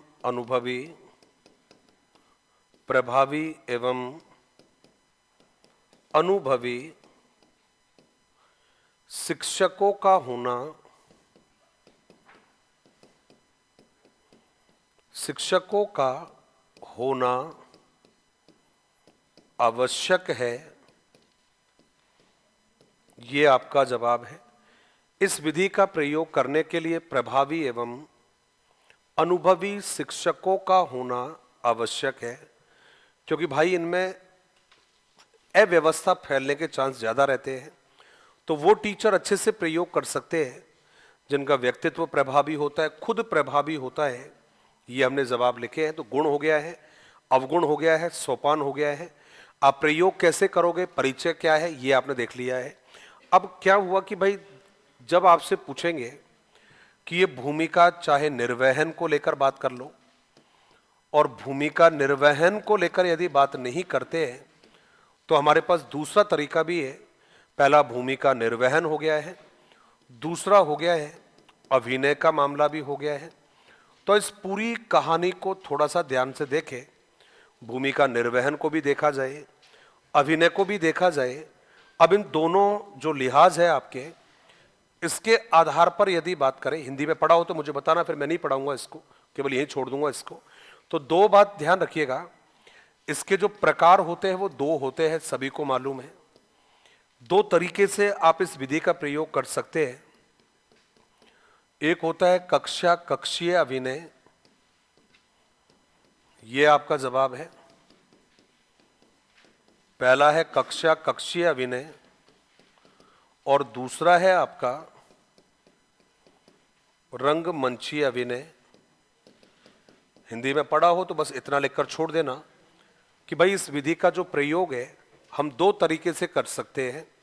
और दो तरीके से कौन सा होता है, एक होगा कक्षा कक्षीय अभिनय और दूसरा कौन सा रहेगा, रंगमंचीय अभिनय। ये लिख लिए हो, पहले पढ़ लिए हो, तब तो केवल इनका नाम लिखकर छोड़ देना। हाँ भाई,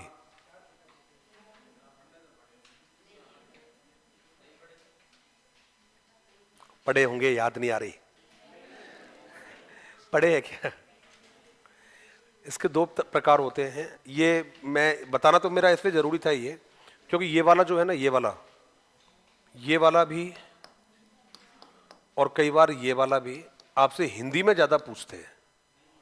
हिंदी की जो शिक्षण विधियां होती है वहां इसको पूछा जाता है। आप पेपर देख लेना पुराने, ये प्रश्न आपको मिलता है। क्या कर रहे हो अभी? नहीं, कुछ लोग लिख रहे थे इसलिए रुको जरा, सब्र करिए। हे लक्ष्मी रुको जरा, रुको।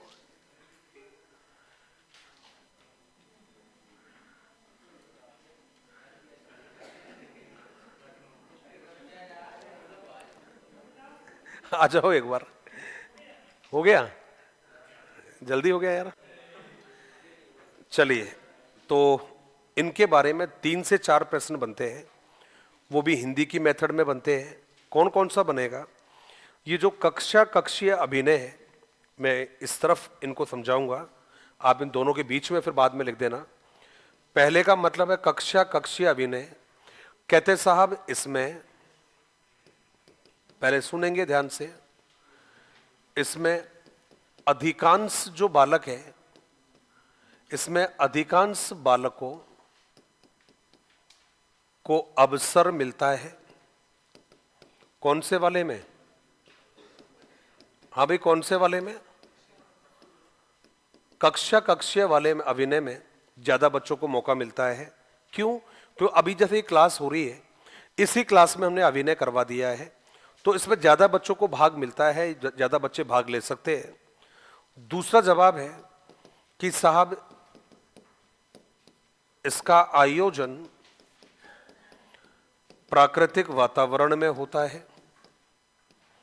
इसका आयोजन प्राकृतिक वातावरण में होता है, ये आपका जवाब है। तो इसका दूसरा जवाब हो गया कि भाई इसका जो आयोजन है, ये आयोजन हम कहां पर करते हैं? प्राकृतिक वातावरण। ये क्लास के वातावरण में कर रहे हैं, कोई दिखावट नहीं, कोई डेकोरेशन नहीं, कुछ नहीं, नेचुरल कंडीशन में कर रहे हैं। तो आपने कहा इसका जो आयोजन है वो प्राकृतिक वातावरण में होता है। अगला जवाब है, और उसमें हमने जवाब दिया कि साहब इसमें समय एवं संसाधनों का या संसाधनों की अधिक आवश्यकता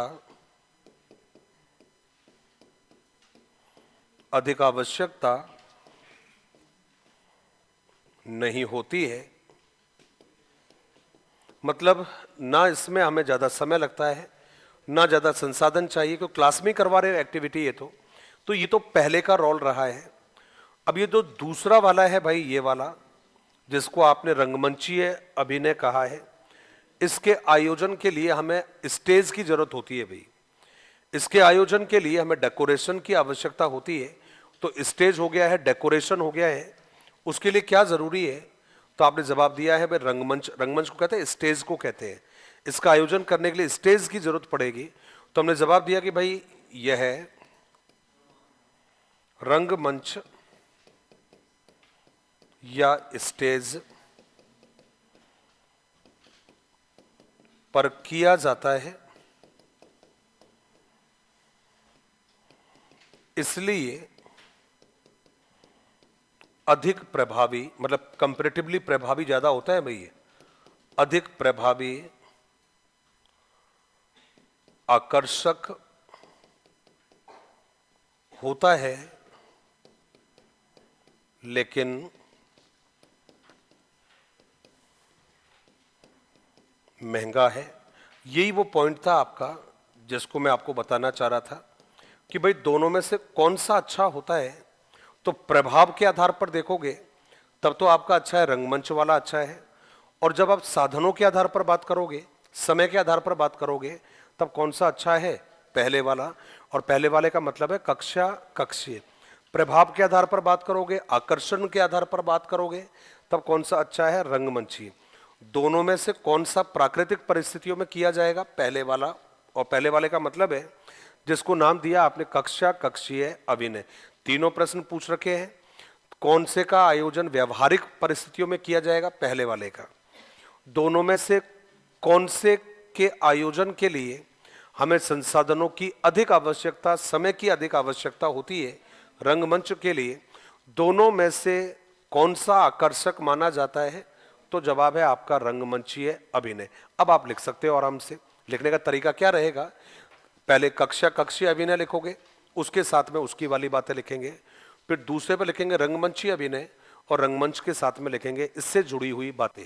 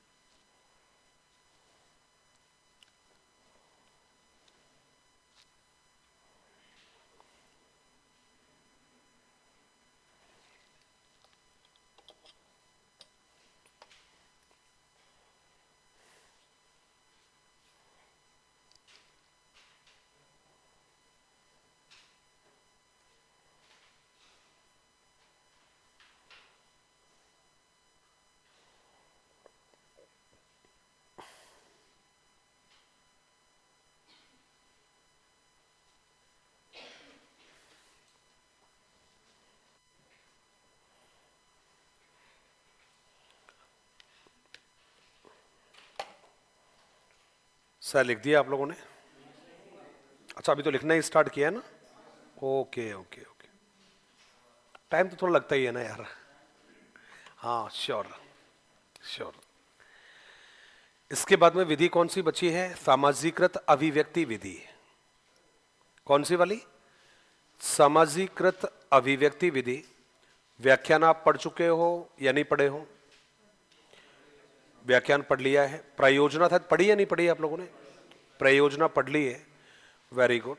इसका मतलब है विधियों में लास्ट विधि है आपकी पर्यटन विधि। मैंने पढ़ा दी थी, मुझे याद है मेरे को। अनुसंधान विधि पढ़ा दी थी, याद है मेरे को। प्रयोगशाला विधि पढ़ा दी थी, याद है मेरे को। इसका मतलब है इसके बाद में जो विधि रहेगी वो लास्ट विधि है, और लास्ट विधि का नाम है आपका सामाजीकृत अभिव्यक्ति विधि। ये वो विधियां हैं जो आपने एसएस के अलावा किसी भी सब्जेक्ट में अभी तक नहीं पढ़ी है। ब्रेन स्टॉर्मिंग हम लोगों ने कल पढ़ी थी या नहीं पढ़ी भाई? हमने ब्रेन स्टॉर्मिंग कल पढ़ लिया था। भूमिका निर्वहन आज पढ़ ली है। इसके बाद में विधि आएगी सामाजीकृत अभिव्यक्ति विधि, डेजी वारविल की विधि है, शानदार वाली।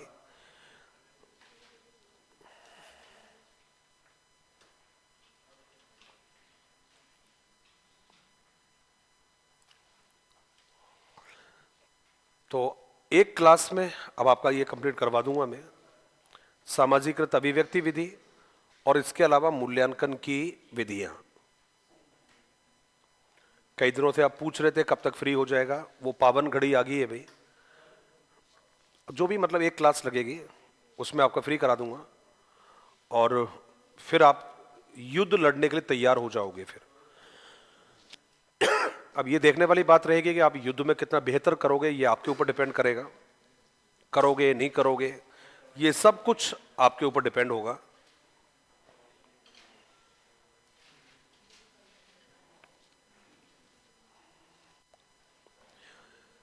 तो मुझे लग रहा था आपका तो बैच भी शायद कंप्लीट होने वाला है शायद। अभी कितना कुछ बचा हुआ है? अभी 3-4 दिन का है। सामाजिक बाकी है, सामान्य ज्ञान बाकी है। तो सामान्य ज्ञान में क्या क्या आता है? अच्छा, ये उद्योग और ये सब जो होता है, कृषि वगैरह, ये सब जो होता है, व्यापार वगैरह होगा। आर्थिक गतिविधियां ज्यादा होगी मेरे ख्याल से। मतलब इसका मतलब आप तो बिल्कुल बैच आपका तो बिल्कुल कंप्लीट पर है, इसका मतलब है। हाँ जी, 8 महीने हो गए। अरे वाह। तो अभी यहां पर मैक्सिमम की, जैसे कोर्स पूरा हो जाएगा आप लोगों का, उसके बाद में मैक्सिमम की फ्लाइट उड़ेगी या यहीं रुकेगी? सबकी यहीं रुकेगी ना? चेहरा बता रहा है कईयों का फ्लाइट तो बिल्कुल खड़ी है उड़ने के लिए, है ना?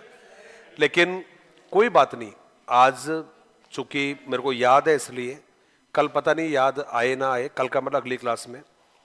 जहां पर भी रहना, जहां पर भी जाओ, वो जगह मायने नहीं रखेगी आप कहां रहोगे, वो जगह बिल्कुल भी मायने नहीं रखेगी। तो जैसे हो सकता है आप में से कई लोग ऐसे होंगे जिनके पेरेंट्स फैमिली वाले बुला रहे होंगे आपको, तो उसमें दुखी नहीं होना अपने को, बिल्कुल भी मन में कुछ नहीं रखना अपने को। क्योंकि अपने को केवल एक बात ध्यान रखनी है कि अपना जो टारगेट है वो टारगेट आपके माइंड में रहेगा। जहां पर भी रहोगे वहां चीजें डिस्टर्ब करेगी आप लोगों को, चीजें डिस्टर्बेंस ज्यादा होगा आपको। 2-4 दिन आपका पढ़ाई में अच्छा मन लगेगा, जैसे यहां से जाओगे आप लोग, जाती 1-2 दिन बहुत अच्छा आपका मन करेगा, इतना पढ़ूंगा, ऐसे करूंगा, वैसे करूंगा। 2-4 दिन कोई डिस्टर्ब ही नहीं करेगा आपको। लेकिन जैसे जैसे आप आगे जाओगे तो आपको डिस्टर्ब ज्यादा होगा, डिस्टर्बेंस ज्यादा होगा। आपका जो पढ़ने को लेकर जो जो जज्बात है, जज्बे है आपके, जुनून है, वो जुनून भी धीरे धीरे कम आएगा। लेकिन एक बात जरूर ध्यान रखना, मैं आज बता रहा हूं, ये सब चीजें होगी आपके लाइफ में। तो उनके लिए बस आपको एक बात ध्यान रखना है कि चाहे कुछ भी हो जाए, आपको जो निश्चित एक टारगेट आप बनाओगे पढ़ाई का, वो निश्चित टारगेट आपको बनाकर पढ़ना ही पड़ेगा। अब पढ़ाई को होल्ड पे नहीं रखोगे, काम को होल्ड पर रख सकते हो। काम को यदि जरूरी है कि उसी टाइम पर करना है तो काम को उसी टाइम पर करना, लेकिन पढ़ाई को दाएं बाएं कर लेना, ऊपर नीचे कर लेना, लेकिन पढ़ना छोड़ना मत। क्योंकि असली जो कहानी है आप सबके लिए है, ये तो असली जो कहानी है, असली जो आपकी परीक्षा है, वो तब स्टार्ट होती है जब कोर्स कंप्लीट होता है। चाहे आप जयपुर में रहोगे तो भी आप पर लागू होगा ये। अभी तो क्या कि आपका एक डिसिप्लिन बना हुआ है कि भाई इंस्टीट्यूट जाना है, पढ़ना है, वहाँ पढ़ाई करनी है, फिर घर आकर रिवीजन करना है। अब क्या होगा, आपके पास टाइम मिलेगा, अब आपको सोने का भी टाइम मिलेगा, मूवी देखने का भी टाइम मिलेगा, फ्रेंड्स के साथ गॉसिप करने का भी मौका मिलेगा, फोन पे बात करने का मौका भी मिलेगा।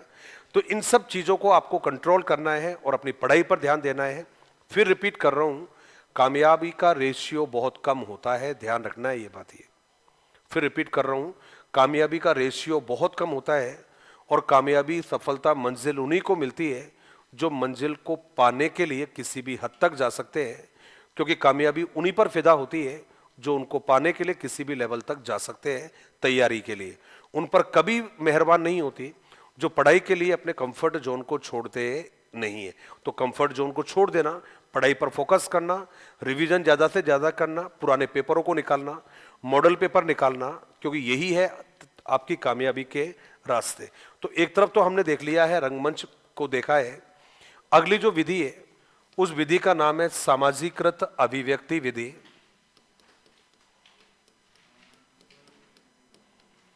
सामाजीकृत अभिव्यक्ति विधि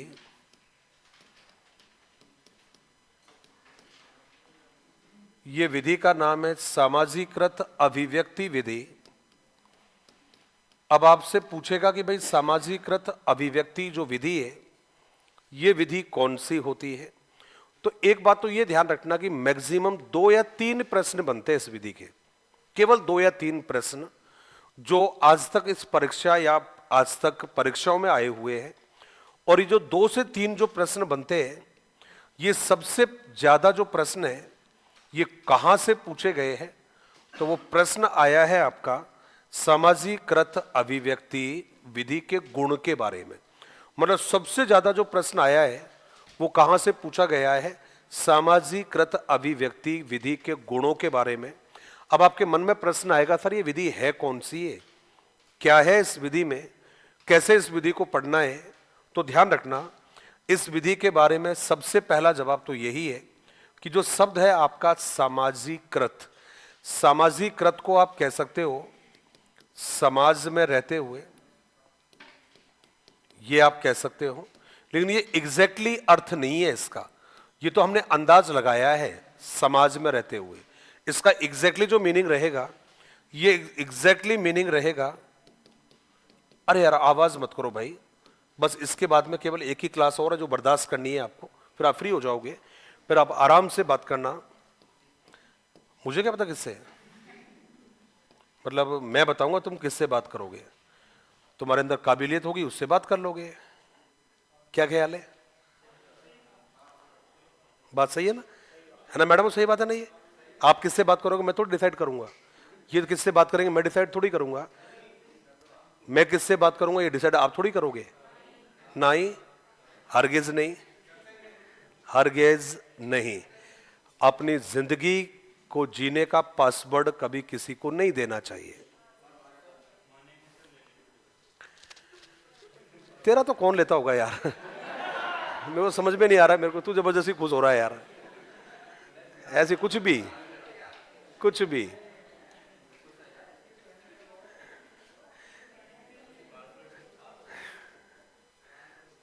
कुछ भी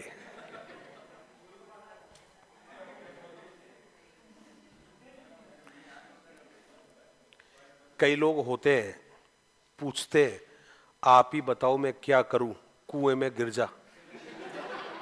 फैक्ट है ये बात, ये फैक्ट है ये बात। ये आपको क्या करना है, किसी से पूछ के करोगे क्या आप क्या करोगे, किसी से पूछ के करोगे। आप क्या करना चाहते हो ये सामने वाले को क्या पता, आप क्या कर सकते हो ये सामने वाले को क्या पता, आपके लिए क्या करना जरूरी है ये सामने वाले को क्या पता। इसलिए कभी किसी से नहीं पूछना चाहिए तू बता मैं क्या करूं। क्यों भाई ऐसा पूछ रहे हो, इसका मतलब है कि आपने अपने जीवन जीने का पासवर्ड किसी और को दे दिया है। हरगिज नहीं, किसी से नहीं पूछना चाहिए कि तू बता मैं क्या करूं, तू ही बता मैं कैसे। अरे हद तेरी। आ जाइए आ जाइए। सामाजीकृत का मतलब होता है समाज में रहते हुए, सामान्य शब्दों में।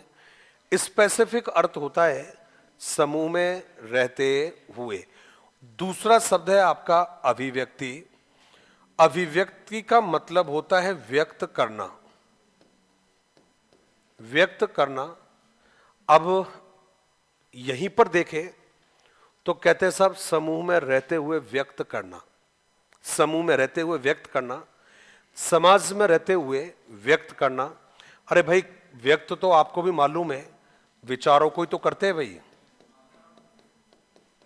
विचारों को ही व्यक्त करते हैं। विचारों को नहीं कहना चाहो तो कह सकते हैं स्वयं को व्यक्त करना। तो आपका जवाब हो गया है कि समाज में रहते हुए या समूह में रहते हुए स्वयं के विचारों को व्यक्त करने वाली जो विधि होती है, उसी विधि को कहा जाता है सामाजीकृत अभिव्यक्ति विधि। ये आपका जवाब है। अब यहां पर प्रश्न आता है कि सर कैसे व्यक्त करेंगे समूह में रहते हुए? तो ध्यान रखना, इस विधि का एक खास प्रोसेस होता है। और विधि के बारे में कहा कि भाई ये कक्षा है, और ये समझ जाएंगे तो ये विधि भी समझ में आ जाएगी। एक कक्षा है, एक क्लास है, कोई सी भी हो सकती है। अब इस क्लास का टीचर आता है, हां मैं आ सकता हूं। अब क्लास का टीचर आया, गुरुजी आया, और गुरुजी आने के बाद में उस क्लास को कोई भी एक विषय, कोई भी एक प्रकरण देता है। जैसे आज हम इस क्लास में आए, और इस क्लास में आने के बाद में आपको आपका टीचर एक टॉपिक दे रहा है, और वो टॉपिक क्या दे रहा है कि 1857 की क्रांति के लिए, 1857 की क्रांति की विफलता के लिए कौन से कारकों का या कौन से कारकों को अत्यधिक उत्तरदायी ठहराया जा सकता है, ये हमने एक टॉपिक आपको दिया है। और उसका नाम भी मैंने यहां लिख दिया है कि साहब 1857 की असफलता और असफलता के लिए उत्तरदायी। भाई देखो, आवाज नहीं करना। देखो, मैं चाहता तो मैं डायरेक्ट भी लिखा सकता था आप लोगों को, आपको नहीं लिखा नहीं था। बेटा तेरे कहने से नहीं चलूंगा मैं, समझ गया? तेरे कहने थोड़ी चलूंगा मैं। क्यों? क्योंकि मैं मेरी जिंदगी का पासपोर्ट तेरे को थोड़ी देने वाला हूं। थोड़ी देर पहले तो बोला था मैंने भी। भूल गए? भूल गए? भूल गए थे जल्दी? तो ऐसा थोड़ी होता है। मैं जो कहता हूं वो मैं करता हूं। मैं समझ गए आप लोग? मेरी कथनी और मेरी करनी में कोई डिफरेंस नहीं है। ऐसा थोड़ी होता है। तो मैं लिखवा देता, किताब में भी लिखा हुआ है ये बात, लेकिन ये चीज समझ में नहीं आती। फिर ये अभी समझ में आएगी ये। हाँ ना मैम, कोई स्पेशल है क्या? कोई स्पेशल नहीं है। कोई स्पेशल नहीं है। क्यों स्पेशल नहीं है? क्यों स्पेशल नहीं है? क्योंकि ना हम उसके पासवर्डों में इंटरेस्ट रखते हैं, और ना हम हमारे पासवर्डों को बताने में इंटरेस्ट रखते हैं। कारण, हर किसी व्यक्ति के जीवन में प्राइवेसी होती है। मेरे हम साथ साथ बैठे होते हैं, फोन उसका बज रहा होता है, मैं कभी फोन को उठाता नहीं, देखता भी नहीं, उठाना बहुत दूर की बात, किसका फोन बज रहा है। मेरा फोन बजता है, मैडम फोन उठा लेते हैं, मैं मना करता हूँ क्यों उठाया फोन। क्यों? जिंदगी में क्या होना जरूरी है? जिंदगी में डिसिप्लिन का होना जरूरी है। आपके बैग में यहाँ लाखों रुपए पड़े हुए हैं, पड़े तो पड़े, हमें कोई मतलब नहीं है। आपने मेरे वॉलेट के हाथ लगाया तो क्यों हाथ लगाया? मांग के जान ले तो कोई दिक्कत नहीं है, से हर्ष देने को तैयार है। इसलिए जिंदगी में क्या होना जरूरी है? ट्रांसपेरेंसी और डिसिप्लिन का होना बहुत ज्यादा जरूरी। हाँ, पैसे का नुकसान कितना करवा दो तो कोई दिक्कत नहीं है। कितना भी बड़ा नुकसान हो जाए, लाखों रुपए का खर्च हो जाए, कहीं कोई दिक्कत नहीं है। लेकिन क्या नहीं होना चाहिए? प्रोटोकॉल नहीं टूटना चाहिए। प्रोटोकॉल लाइफ में होना बहुत ज्यादा जरूरी है। तो हमने तो पता ही नहीं उनके कहाँ का अकाउंट है, क्या क्या पैसा, कुछ मतलब ही नहीं, क्या लेना देना। तो ऐसा नहीं है। और हालचाल कैसे आप लोगों के? आप लोग अभी क्या है, नहीं समझोगे इन बातों को। क्या समझे?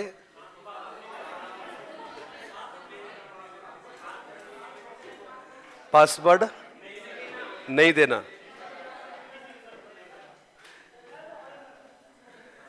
चलिए जी, बढ़िया है, धन्यवाद। जय हिंद और जय भारत। मन करे तो पासवर्ड दे देना।